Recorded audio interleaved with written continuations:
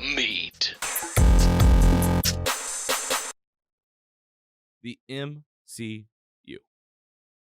Marvel Studios animated series called What If. It's on Disney Plus. We are on episode 6, folks. Season 1 of this show is out. It's happening every week, 20 to 25-minute episodes of The Watcher, telling you about new realities that exist parallel to all the realities out there, heroes you know, people you've met throughout the MCU, having a single thing change. And what happens?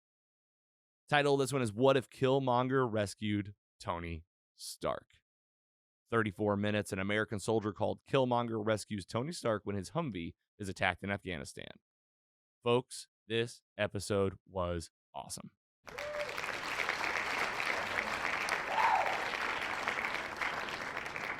Yeah, got to give it up. This is going to be for the diehard fans of the MCU. It's going to be for the OG fans, too. Basically, let's go ahead and throw out a spoiler alert. Going to recap this thing super quick, talk about our favorite moments. But essentially, what's happening is they are taking you back in time to Iron Man 1, the moment that started it all, everything that happened that came from that movie, Tony Stark getting ambushed, going in that cave, working with Yinsen, creating his first suit, deciding to change the way he runs his company, like stopping weapons manufacturing, becoming Iron Man and becoming the only weapon, and his inevitable journey through all of the Infinity Saga to that big moment that they show here in What If of Tony Stark. I mean, spoiler alert for the MCU as always. They're in Endgame with the Infinity Stones, animated, the same scene that you know, I am Iron Man. Boom. This is going to change all that. You know, the hero's journey started with that moment in the cave of looking what his weapons had done to the world, to American soldiers, to foreign soldiers, just to the world warfare. Essentially, the whole landscape changed after that fateful day in Iron Man 1, right, in 2008. And this one, they're changing up the whole game. What happens? Basically, everything the same. First of all, the biggest thing that's not the same. This is not Robert Downey Jr. I don't have the guy's name in front of me. But he did a great job, sounded, just like Robert Downey Jr. And essentially play-by-play, it happens exactly the same way. He's in the Humvee. He's got that drink in his hand. The soldiers are taking photos with him. There's a little fun banter. They get bombed. This is just like in the movie. If you remember Iron Man 1, he's laying there in the sand, kind of trying not to get shot. We're talking about Tony Stark here. And a Stark missile lands right next to him. And he's like, oh my gosh, like that's my stuff. What the heck?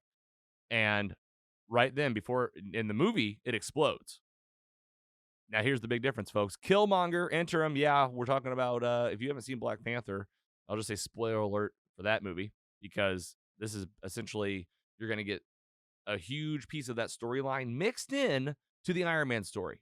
So Killmonger actually grabs that missile, throws it off. He saves Tony Stark. Tony's like, holy cow, thanks, man. This is awesome.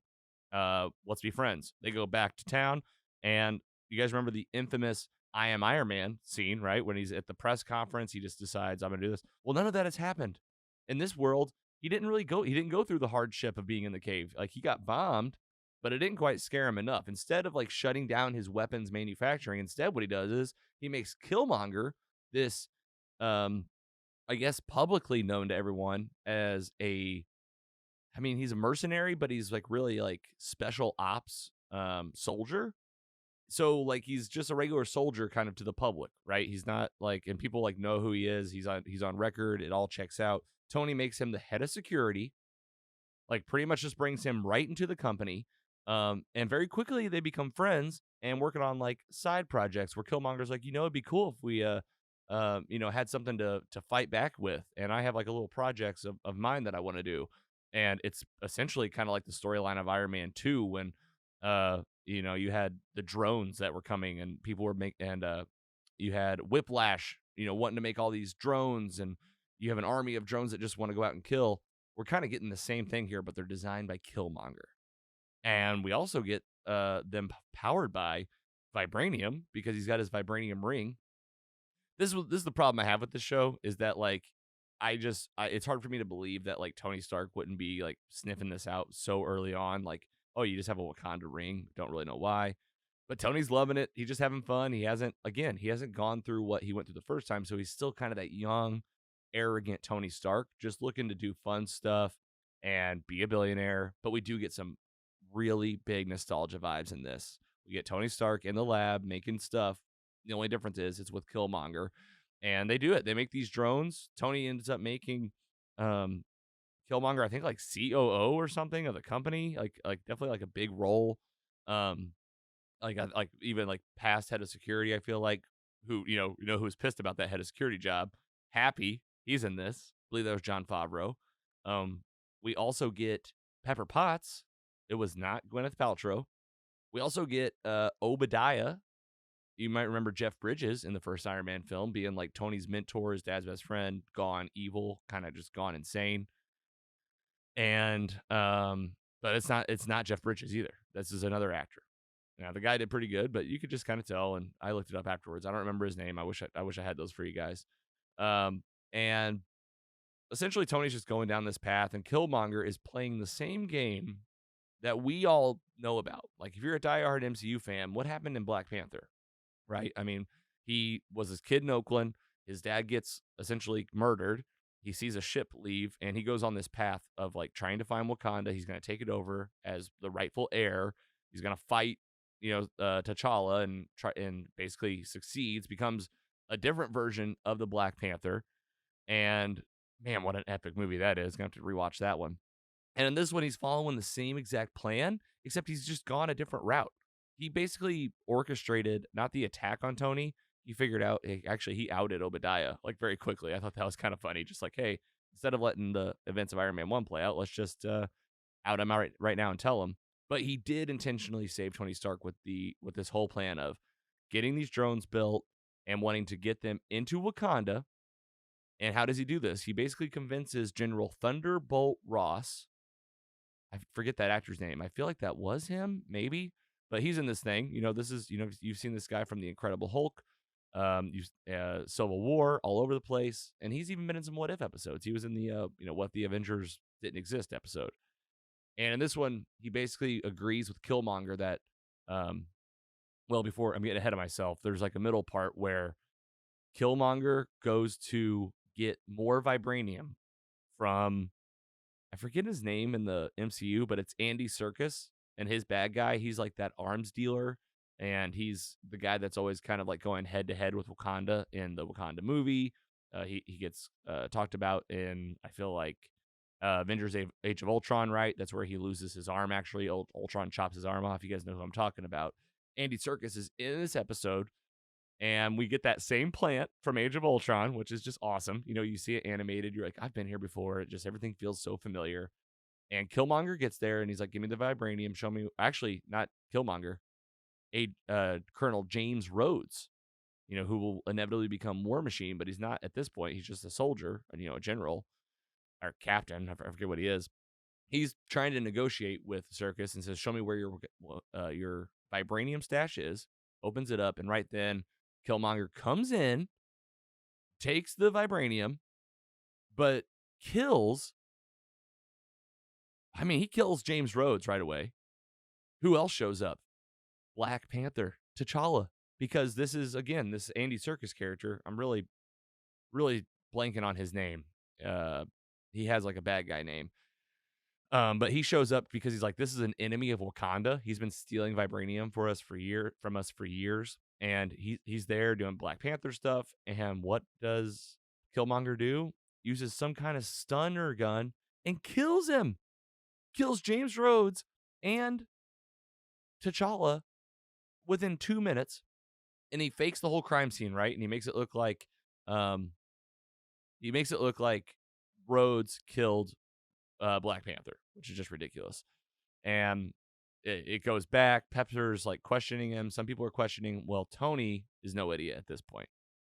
He says, hey, man, I know what you did. He does like you remember in Avengers Endgame when Tony does the barn door protocol, like when they're about to do the second snap and like all the doors come down. He essentially does this at his own house, locks in Killmonger and goes, hey, don't mess with me. I already know what you did. He has that technology that kind of replays a crime scene, exactly like what happened, like Jarvis was paying attention.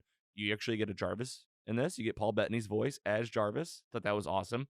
Just a really cool callback to that original character that kicked off everything that happened with Vision and my gosh, WandaVision, the path. Like, remember when Paul Bettany was just Jarvis and Tony's helmet and at his house? That's happening again. And what's happened here is Tony's created the drone that Killmonger wanted, except now he's like been like, okay, go ahead and fight Killmonger and kill him. Like he kind of goes like on a murder path here. He's like, I'm just gonna kill him. Well, Killmonger is just too good. He ends up using the Wakanda spear that he stole from or got from the Andy Serkis character. He beats the drone and then throws this thing right through Tony Stark and kills him.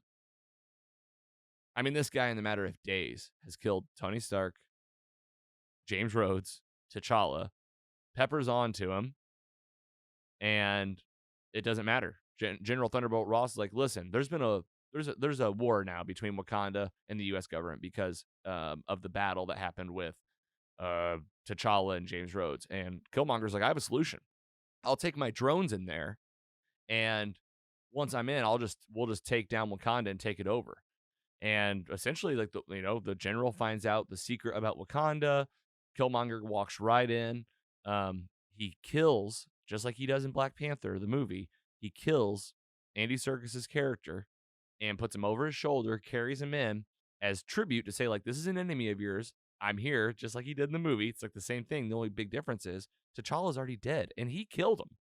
But the current king of Wakanda, T'Challa's dad, he's still there. He didn't die or anything. He's alive because of the events of Captain America Civil War, won't transpire in this universe. He's alive, and he's like, hey, this guy definitely is my brother's son.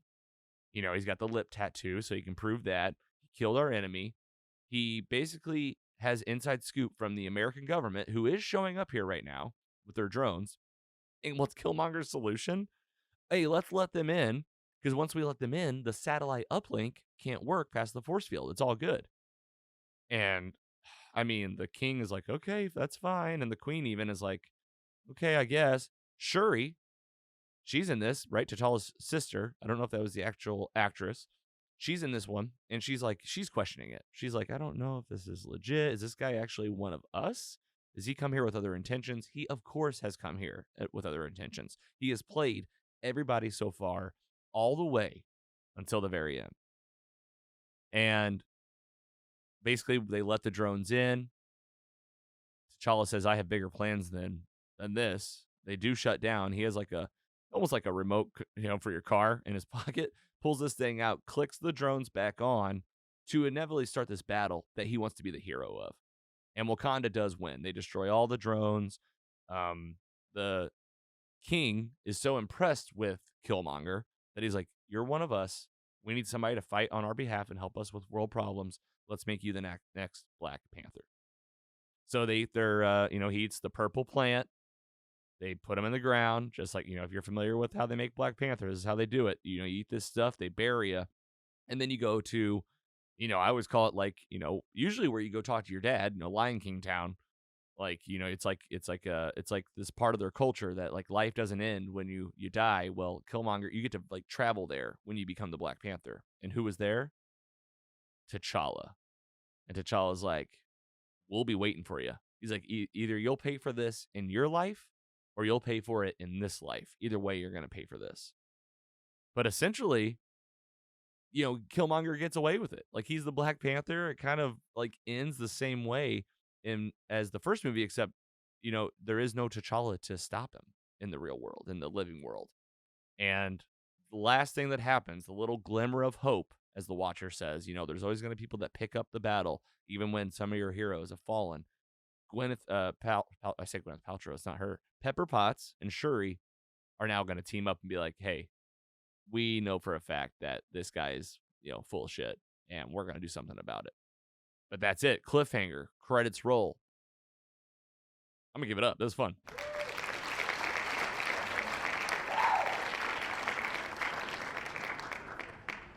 Yeah, man, it was a good episode.